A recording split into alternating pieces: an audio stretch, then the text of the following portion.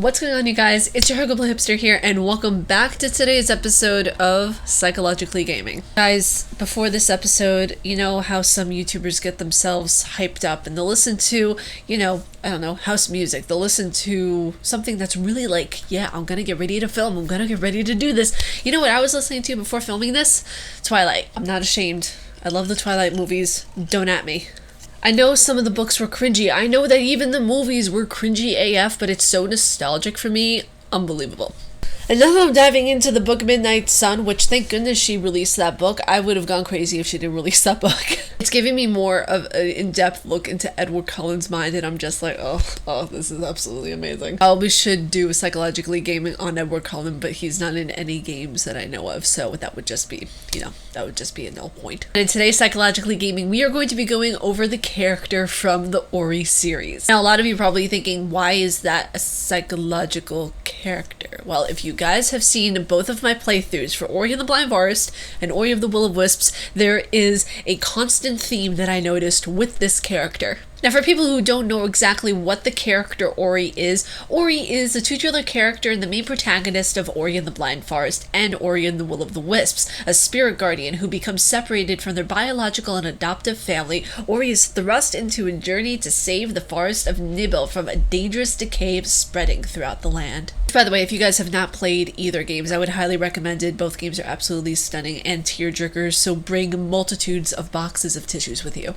Now, when I was thinking how to do this game, I actually thought back on something that I did and I talked about in my Ori series and my Ori playthrough that I did, where I compared Ori to a neuron. I compared Ori to this connective tissue, basically, that's in our brain. Now, just by a far stretch of the imagination that some of you might be asking what a neuron is, first I have to ask, holy crap, you don't know what a neuron is? Secondly, I'm going to just educate you and tell you what a neuron is. So neurons, also known as nerve cells, can send and receive signals from your brain. While neurons have a lot in common with other types of cells, they're structurally and functionally unique. Specialized projections called axons allow neurons to transmit electrical and chemical signals to other cells. Neurons can also receive these cells via the root-like extensions known as the dendrites. Now, at birth, the human brain consists of 100 billion neurons. Think of that, 100 billion neurons up in this corpus callosum over here. Which then you have the parts of the neurons themselves, which are the cell body, the axon, and the dendrites. Lastly, the dendrites are fibrous roots that span out from the cell body. Now, much like an antenna, the dendrites are the ones that process the information coming from the axons and the cell bodies. Which then you have different types of functions of the neurons themselves, which they have a chemical and electrical synapses. Now, the reason why I'm explaining all of this, the types of neurons, you got sensory neurons, you got all sorts of different types of motor neurons. There's neurons basically for everything in your body. And the reason why I'm explaining all of this is to explain to you that there are neurons actually linked to depression as well. So remember when I told you who Ori was, that he was on a journey to save Nimble from a decay?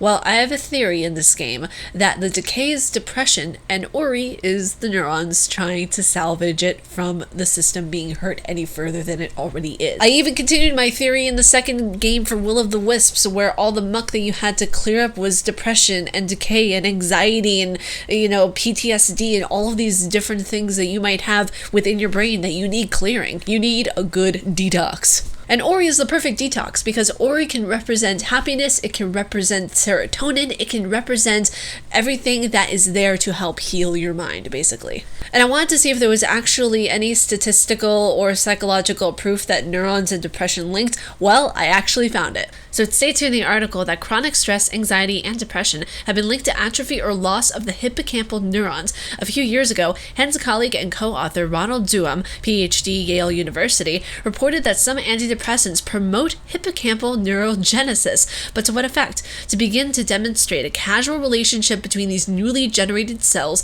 and relief from the depression, researchers would have to find a way to prevent their formation in a behaving animal. But I want to point out a key thing in the paragraph that I just read to you, where it says chronic stress, anxiety, and depression have been linked to the atrophy or loss of hippocampal neurons. The hippocampus is this section right in the back of your brain. I don't know if you guys can see what I'm pointing at right now, but it's in the back of your brain, right over there in the hippocampal area, and that stores all your emotions, your fears, what, you know, your anxiety, your depression, all of that kind of thing.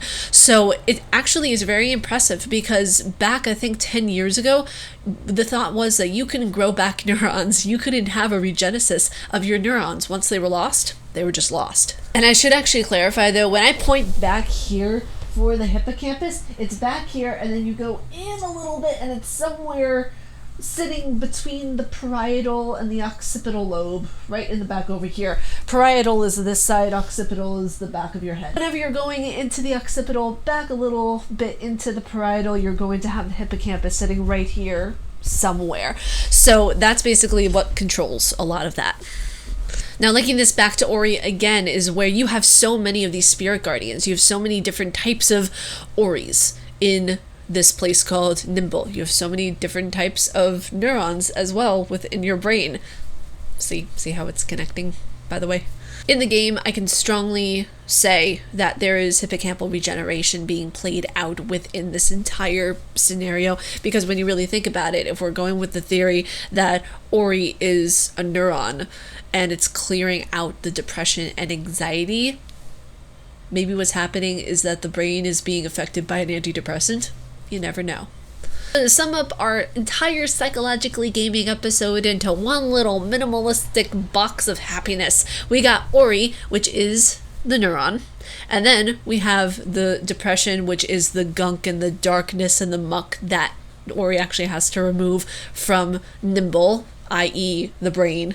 And we can actually take this a step further and say that all the characters and all the little other creatures that you meet are also other types of neurons. Sensory neurons, motor neurons, the list can go on. And I completely forgot about interneurons, which are actually found in the spinal cord and the brain too. So there could be characters that represent that. This is why I feel like, you know, whenever someone is suffering from depression, I feel like it's always best to seek help, because you're damaging your brain. Like the basic takeaway from depression is that it is damaging the neurons, it's damaging the cell bodies, it's damaging everything within it, and it's very difficult to replenish and kind of get that neurogenesis going again. It's very difficult. It's not that it's impossible anymore, but it is very difficult. That's why I feel like doing psychologically gaming videos like this help to promote that kind of awareness that your body, your mind, your health is very important. It's so crucially important to the development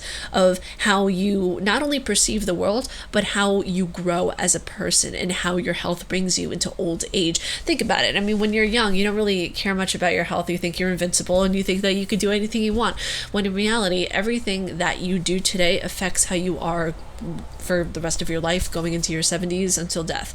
That just got really dark, but it's true. But you guys, that was today's psychologically gaming. If you guys like this video, you like my face and what I do, please be sure to subscribe and hit that bell down below, because I make videos every Monday, Wednesday, and double uploads on Friday. Stay casually nerdy, you guys, and I will see you all in Wednesday's video. Peace.